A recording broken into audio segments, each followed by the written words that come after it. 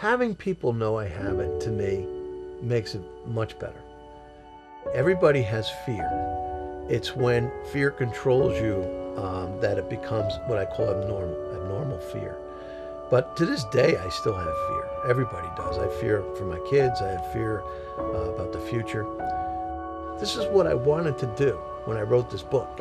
And every time I have another talk, it's one more step of my healing thought process, going from an 8 to a 5 to a 3 to a 2 quicker.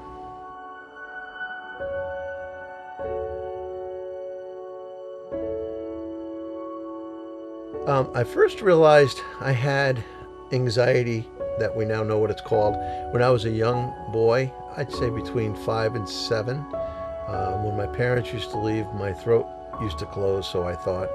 And I had these imaginary thoughts, scary imaginary thoughts. A lot different than other kids because it was more physical. And then as it became a teenager, those thoughts became stronger because I was doing more.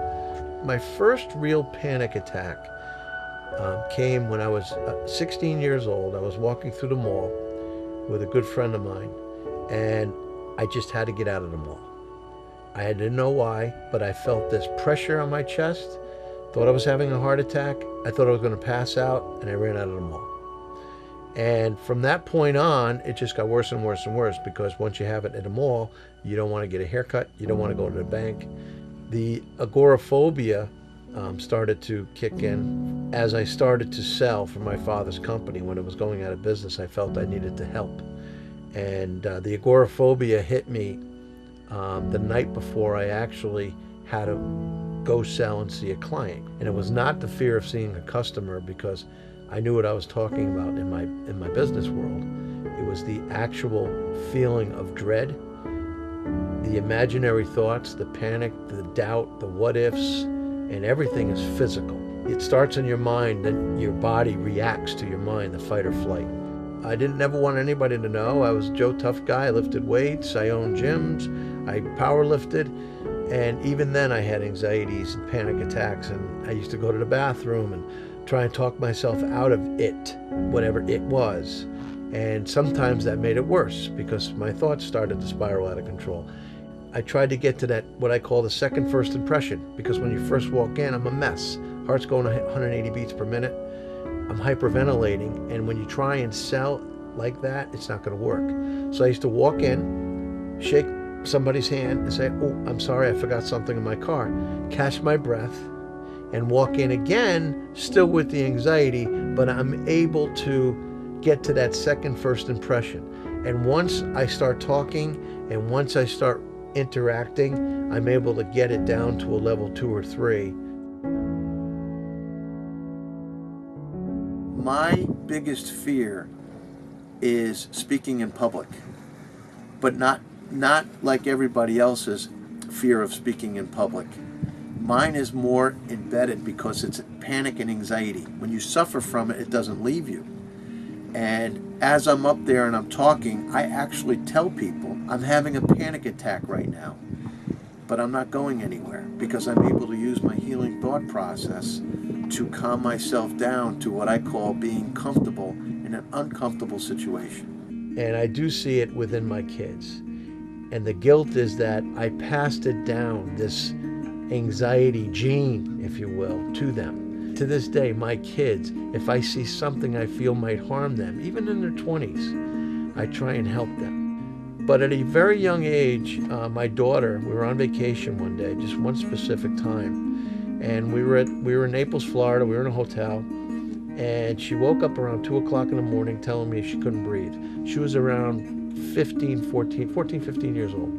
And I was able to calm her down, but more importantly, at a very young age, I was able to have her realize exactly what it was, which when you realize what it is, it helps because, oh, that's what it is. It's only that. And by the way, if you have it again, it's only going to always be that. I used to coach at a school called Moses Brown High School in Providence, Rhode Island, where my son went. And I became very good friends with the athletic director, Jeff Maitman. When Jeff found out about my situation, and he said, "Brian, you have to write this bleeping book." because he loves helping people and he knows I love helping people. I asked my wife, and she said, Brian, you've always wanted to help people. I think it's something you should do. It took me 10 years to even think about writing this book, because I used to do what's called business consulting, and I never told anybody about this agoraphobia. There was no reason for them to know. I told them about selling and how to become successful, how to make their companies better. After people did find out what I went through, I finally had the courage to write the book, because the book is very revealing, it's embarrassing, it's funny, but most importantly, it's very, very real. And I always say it's an extremely inspirational book, and I say that humbly, because it's how I dealt with it through the years and still was able to build up this company. The success of this book is important to me because the profits for this book, all of them, 100% of them, go to Bradley Hospital. I always have an end game to whatever project I'm doing, and I consider this to be one of my most important. When I was a kid, they didn't have this information. The book is written so that every person from a young age to an adult can associate with 1, 2, or 4 or 5 chapters. Executives, athletes, musicians, artists, parents, kids, anybody on the face of this planet that wants to better themselves, wants to feel good about themselves, and wants to know that there's hope. It tells a real life story of how I got through it and came out on the other side dealing with this thing by myself.